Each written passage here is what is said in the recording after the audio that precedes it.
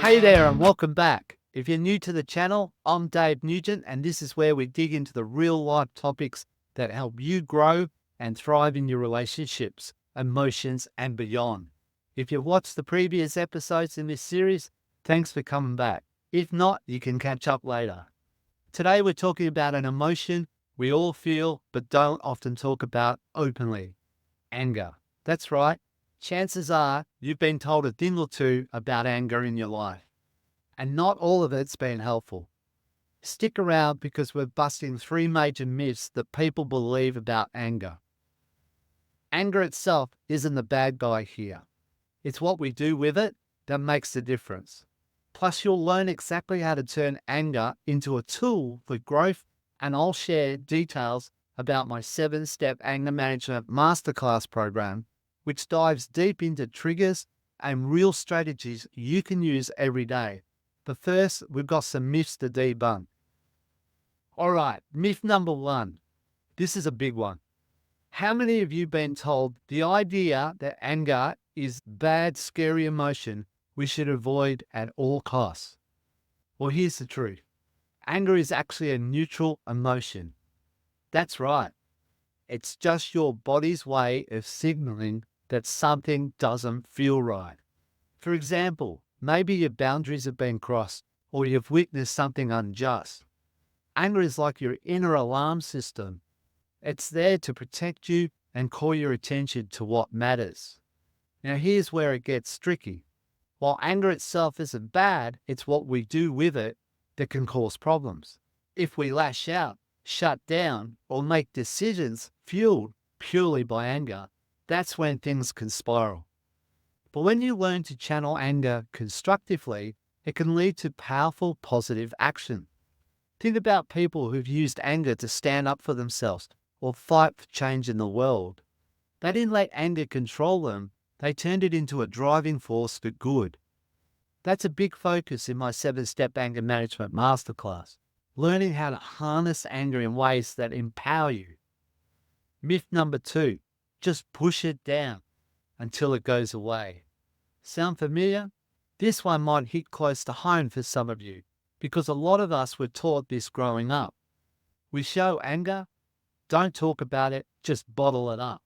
But here's the thing, suppressing anger doesn't make it disappear. It's like a pressure cooker. The more you push it down, the more it builds, and eventually the pot is going to blow. Suppressed anger often shows up later in unhealthy ways, like passive-aggressive behavior, tension in relationships, or even in physical stress. Instead of fighting to suppress it, the best approach is to acknowledge your anger. Say to yourself, I'm feeling angry, and that's okay. By recognizing it, you can start working towards resolving the root cause instead of just covering it up. Acknowledgement is the first step toward mindful anger management. And here's our third myth. Anger means you're out of control. I get why people believe this. Anger can be intense, and when it takes over, it can definitely feel overwhelming. But here's the reality. Anger does not mean you're an uncontrollable person. Like any emotion, anger is something you can learn to manage and respond to rather than react to. Feeling angry doesn't automatically mean you're going to scream, hit something, or say something hurtful. Those are simply habits or reactions you've learnt over time, and habits can be unlearned. The key to managing anger is to slow down the response. You're not powerless. You can control how you handle it. And mastering this skill is something I focus on in my 7-step anger management masterclass program, where we had to shift from reacting to thoughtfully responding. Things like mindfulness, understanding triggers, and building emotional tools make all the difference. So now that we've busted some myths, you might be wondering, how do you actually deal with the anger in a healthy, productive way? Well, it starts with a few simple strategies. First one could be to take a time out. When you feel the heat rising, give yourself permission to pause. Step away from the situation if you need to. Practice deep breathing Inhale for 4 seconds, hold it for 4, and exhale for 4. This simple exercise helps calm your nervous system and gives you time to think. The second thing is identifying your triggers.